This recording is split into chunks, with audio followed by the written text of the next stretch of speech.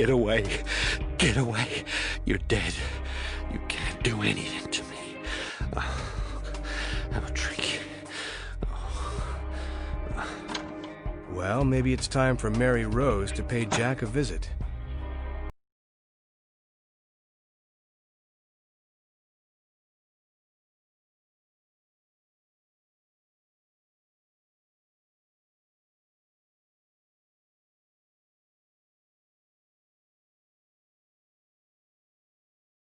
Jack, it's me, Mary Rose.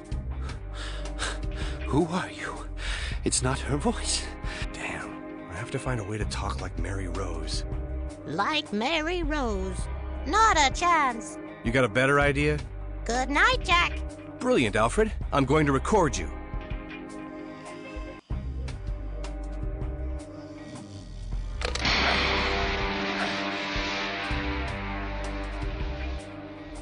Who are you? Hello, Jack. Hello, Jack. Hello?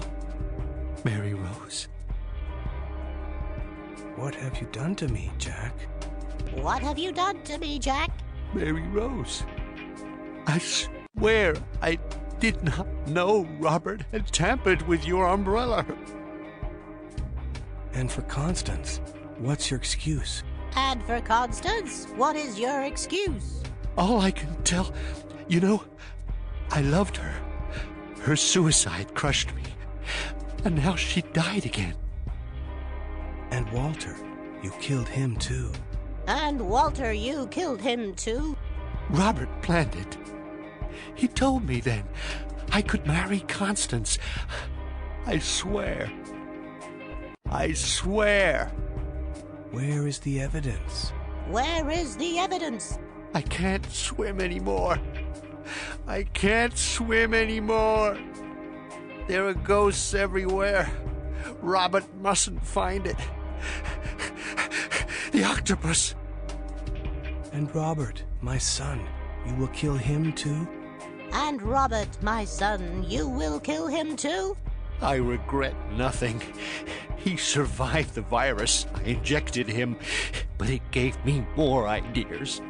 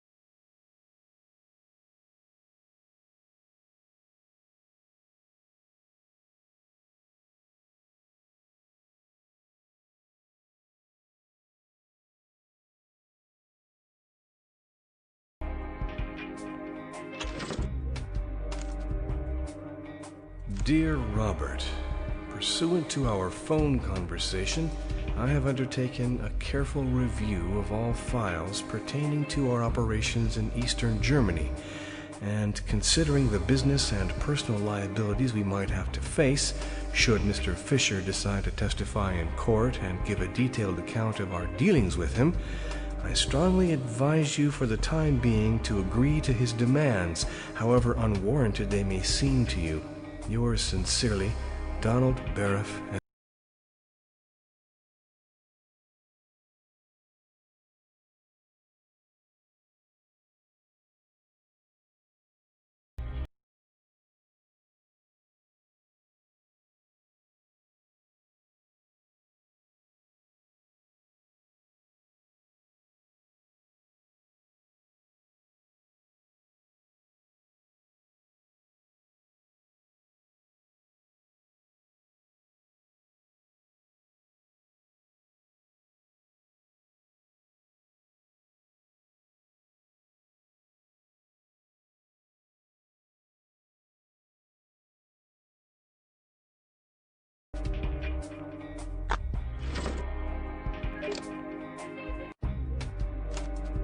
Dear Sir, I hereby confirm my acceptance of the terms of your proposed settlement agreement.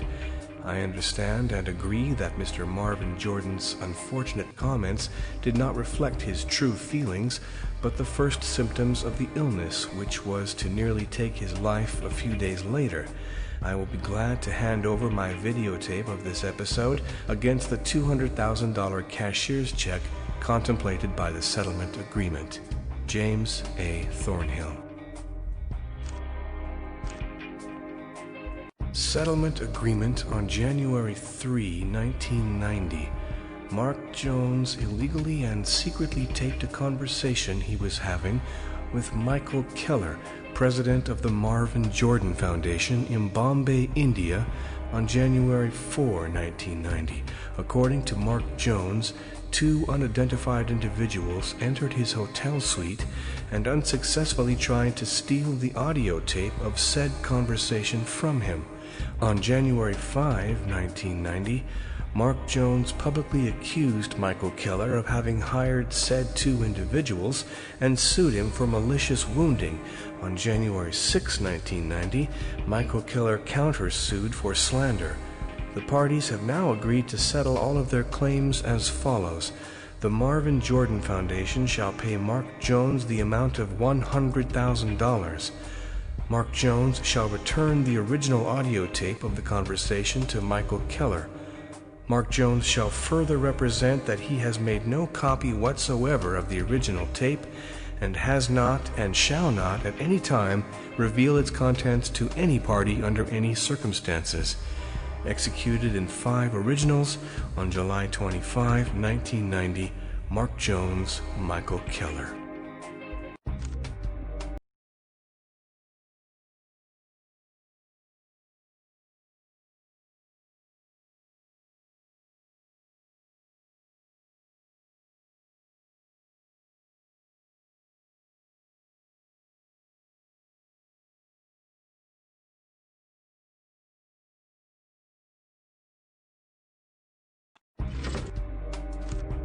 Gentlepersons, I hereby acknowledge that Marvin Jordan, Inc. is the full, sole, and legitimate owner of the Andia product, brand, and license, and that I do not, nor shall at any time, have any claim with respect to the payment of any royalties or fees of any kind relating to the exploitation of said Andia product, brand, and license.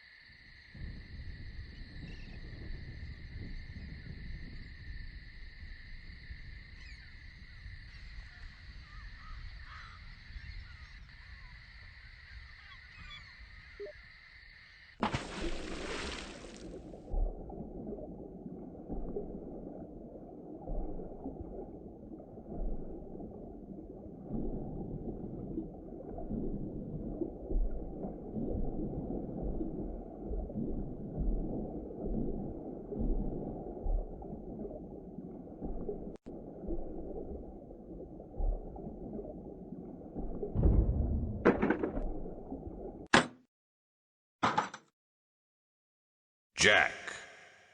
1. Take the death danger label off the suitcase. 2. Bring the suitcase to Walter in his laboratory as soon as he gets there tomorrow morning. 3. Tell Walter the case contains the results of the latest Andia tests he requested. 4. Immediately leave the room. 5. Lock the laboratory door behind you. 6.